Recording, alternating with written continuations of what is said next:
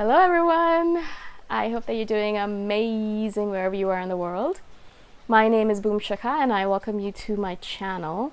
As always, I'm so grateful that you're listening, subscribing, commenting. I really appreciate all of the love you've been sending my way and all the beautiful messages and emails I've been getting. I am so grateful for that. In today's video, I want to actually speak to you about something that I've noticed for myself and for a couple other INFJs to be true, but I'm not really sure if it's a universal INFJ thing. I think it is. It's just my theory about it, as all my videos are. So maybe you can relate to it, maybe you can't. Let me know if you do or if you don't, and so that I can gather data for my own theories.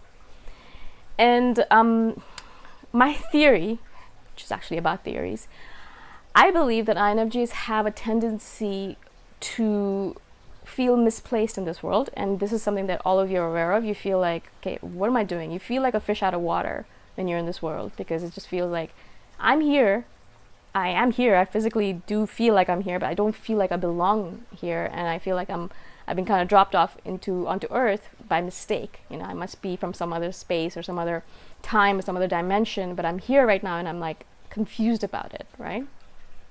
And this is a very common thing about INFJs. This is something that really defines an INFJ. And if you're young or old, doesn't really matter. This is something that's consistently true for all INFJs. And what I've noticed for myself is from a very young age, in order to understand the world, in order to understand my place in the world, in order to understand why I'm here, I'm constantly creating theories about the world and about my place in it and about how the world functions. And it's really interesting to me because these are not theories like, oh, so yeah, the apple falls from the tree and, that's gravity. It's not like that, obviously. These are just really basic theories that help me understand the world and help me make sense of the fact that, yeah, maybe the reason I'm not feeling so comfortable with the world is because of this. And these theories are mainly not things that we share with the world. We don't tell other people, oh, this is my theory about how this food works for me, or how the universe works in this manner or anything. We don't tell anyone about it because these theories are meant for us, and they're only for our eyes and only for our ears. And they're basically just for us to feel more comfortable in this world and to make us be like, all right, yeah, okay, cool. This is why I don't feel comfortable in this world. I'll give you an example. Maybe that'll help a little bit more for you to understand. So recently, I'm sure you've remembered, I've done videos about this. I started reading this book and I've been reading it for a while now because it's such a deep book. It takes me a long time to read it. And the book is called Women Who Run with Wolves. It's by Clarissa Pinkola Estes. And it's a great book. If you are a woman or a man, it doesn't really matter. I really recommend that you read this book because there's a lot of archetypal dream stuff in there and a lot about how the world works and how we're in the world and how we can live better in this world. I really find it so fascinating. I love her and I'm so grateful that she's created this book for us. And so I've been reading it slowly, little by little. I've been reading it for the last almost 6 months or something, and I read a bit every few days. And recently I had this theory that I created after reading the book. And the theory said something like, INFJs have this tendency to look at the world in an abstract manner. We look at the world in a dreamlike manner almost. And that's the reason why we love dreams so much, and that's why we are so much in our heads and so much in our imaginary world, because we don't really see the world as a physical reality, but we see it as a dreamlike archetypal reality. It's abstract, it's not real, it has nuances to it. We see underneath the surface. We're looking at the pranic structure or the energetic structure rather than the physical structure, and we're looking at the things behind the illusion rather than the illusion itself. We're always looking underneath the surface. We're not actually looking straight ahead at what's going on in the world. So I'm standing here right now, obviously, and doing this video, but I'm not really standing here, and I'm in this space-time illusion, and there's all this abstract stuff going on around me. There's the air moving around me and the water in the pool moving, and all of this is something that I'll notice, and it creates my illusionary, imaginary, dreamlike world. It feels unreal somehow even, and that's one of the reasons why INFJs have such a hard time being in the world. Maybe I didn't explain it properly, but this is how I think about the world. And I think, as I said, the theory that I created was, I think the reason why INFJs have such a hard time being in the world is because we live in this illusionary world more than we live in the physical reality. Whereas most people, a lot of people, live in the physical reality rather than the illusionary world or the imaginary world or the archetypal world. They don't look at the world in an abstract fashion, whereas mostly INFJs are spending a lot of their time looking at the world in an abstract fashion. We don't look at the straight on, head on kind of thing. We look at, okay, what's around the bend? You know, what's around the corner? What is something else, something extra that I can learn about this particular thing? You might look at an ant that's just walking around, and most people are like, it's an ant. But we start thinking about, oh, so does it have parents? Does it have a family? Where is it going? Is it collecting food? Does it have a brother? Does it have a sister? Is it married? You know, we start looking at all those other, we start thinking about and looking at all those other things as well, not just, oh, it's an ant, right? And this is just one very simple example. It can get very complex in our head and very abstract, and we just kind of go into these random weird stories, and we can spend hours and hours in this imaginary world, right? It's very easy for us to do that. This is one of my theories that I created.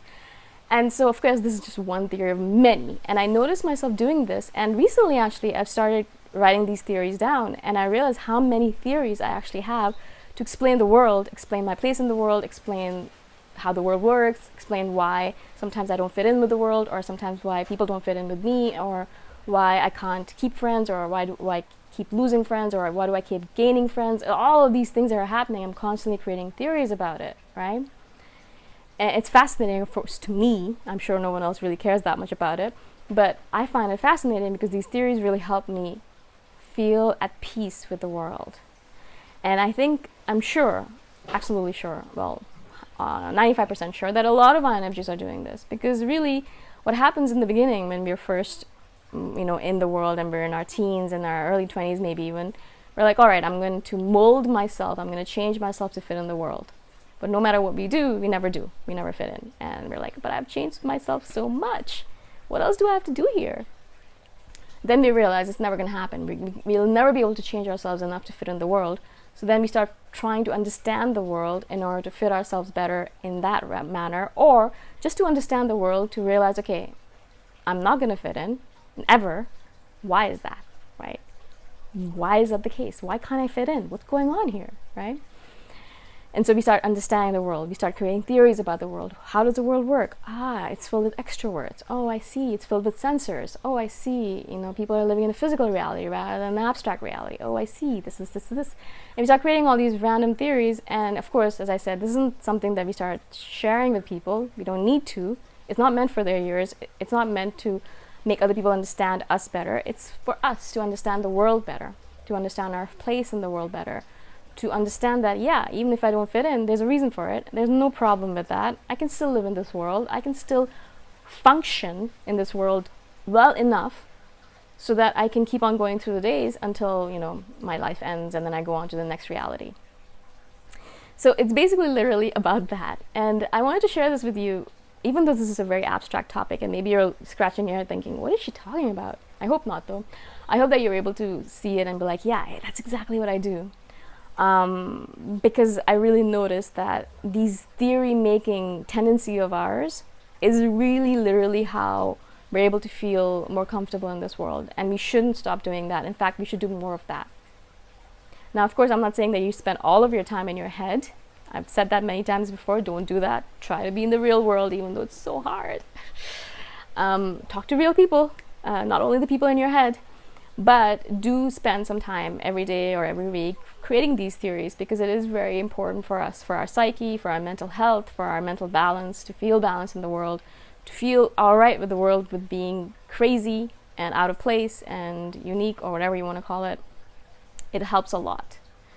So please keep on doing that. And if you have any theories that you've created, I would love to hear them. So please put them in the comment below. Again, I'm so grateful that you're listening, subscribing, and commenting. I hope that this video made sense to you. If it didn't, let me know. If it did, let me know. And I shall see you in the next one. Bye for now.